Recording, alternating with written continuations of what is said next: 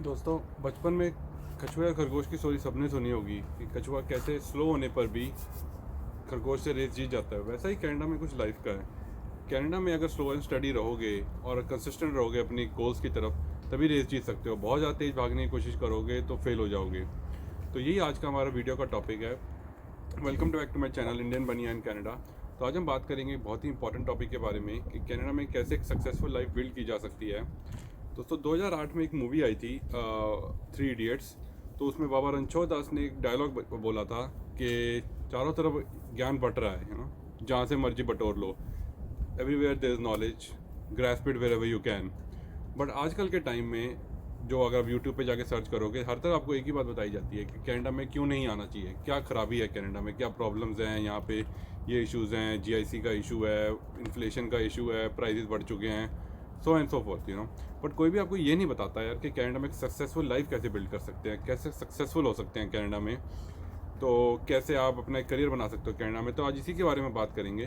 तो वीडियो में एंड तक बने रहना दोस्तों। आज बहुत इंपॉर्टेंट टॉपिक है। आज आपको पता लगेगा कि स्टार्ट से लेके एंड तक, from your student journey to your career, कैसे आप एक सक्सेसफुल लाइफ कनाडा में बिल्ड कर सकते हो।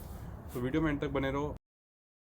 सबसे पहले बात करते हैं दोस्तों कनाडा आने से पहले। तो कनाडा आने से पहले कुछ चीज़ें करनी बहुत ज़रूरी हैं।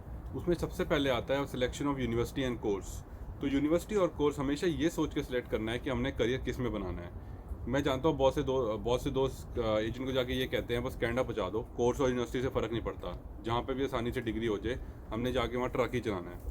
तो दोस्तों, अगर ट्रक भी चलाना है तो कल को एक प्लान बी होना चाहिए कि अगर ट्रक नहीं भी चला पाई, कोई प्रॉब्लम आ गई, तो करियर किसी और फील्ड में बिल्ड करना पड़ गया, तो एक प्लान बी होना बहुत ज़रूरी है। तो इसलिए कोर्स और यूनिवर्सिटी बहुत इंपॉर्टेंट है। जिस फील्ड में भी आपकी लाइकिंग है, उसी फील्ड में अपना कोर्स और यूनिवर्सिटी चूज़ करो।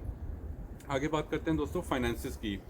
आजकल के जो कनाडा के हालात हैं, तो ये मत सोच के आना कि सिर्फ अगर फर्स्ट ईयर की हमने फीस का जुगाड़ कर लिया इंडिया से, तो सेकंड ईयर की जुगाड़ हम पार्ट टाइम जॉब करके कर लेंगे। आजकल वो पॉसिबल नहीं हो पाता है। आजकल अगर आप मेरी एडवाइस ये रहेगी कि अब इंडिया से आ रहे हो तो अपने पूरे कोर्स की फ़ीस की अरेंजमेंट करके आओ। यहाँ आके अगर हो जाती है तो बहुत बढ़िया, तो वो पैसे वापस चले जाएंगे। वरना यहाँ आके मैंने देखा स्टूडेंट्स को बहुत ज़्यादा स्ट्रेस हो जाता है कि फ़ीस का जुगाड़ कैसे होएगा। तो इसका बहुत ख्याल रखना, क्योंकि आजकल की पार्ट टाइम जॉब से अगर आपके रहने खाने पीने का खर्चा निकल जाए, वही बहुत बड़ी बात है। तो इसका ध्यान रखना दोस्तों। आजकल ये बहुत इशू चल रहा है स्टूडेंट में। आगे दोस्तों, एक एटीट्यूड, जब भी आप कनाडा में आओ, एक माइंडसेट लेके आओ कि यहाँ पे पहले दिन से ही सब कुछ बहुत बढ़िया नहीं होने वाला। कि पहले दिन सोच के आओगे सब जो वीडियोग्राम इंस्टाग्राम रील्स में दिखता है, कांच की बड़ी बड़ी बिल्डिंग्स और वो सब कुछ टाइम अच्छा लगेगा, घूमना फिरना, नियाग्रा फॉल्स वगैरह।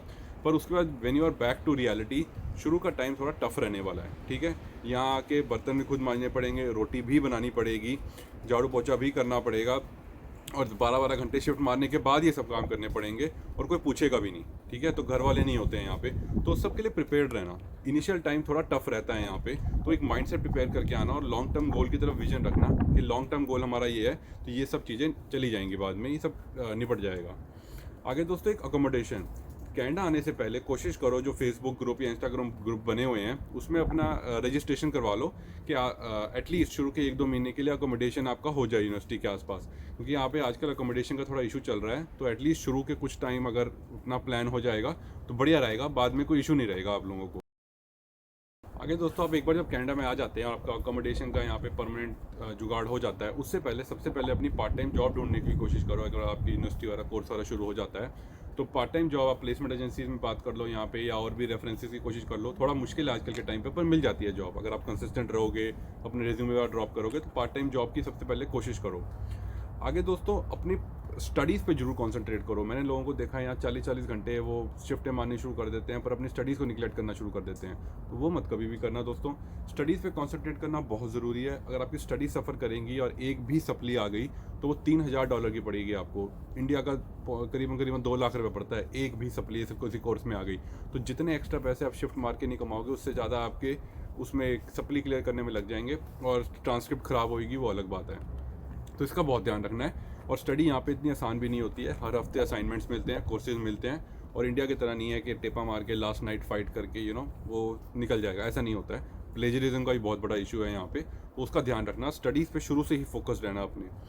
आगे जब एक बार हमारी पार्ट टाइम जॉब वगैरह लग जाती है, थोड़े बहुत पैसे आने लग जाते हैं ना, तो सबसे पहले हमारे अंदर की हुक उठती है कि गाड़ी निकलवा लेते हैं, जो देखी होती है मुस्टैंग, iPhone 15 Pro Max वगैरह, वो सब कुछ नहीं करना है दोस्तों। शुरू में अपनी सेविंग्स पे ध्यान रखो, गाड़ी, फ़ोन ये सब बाद में आ जाएगा।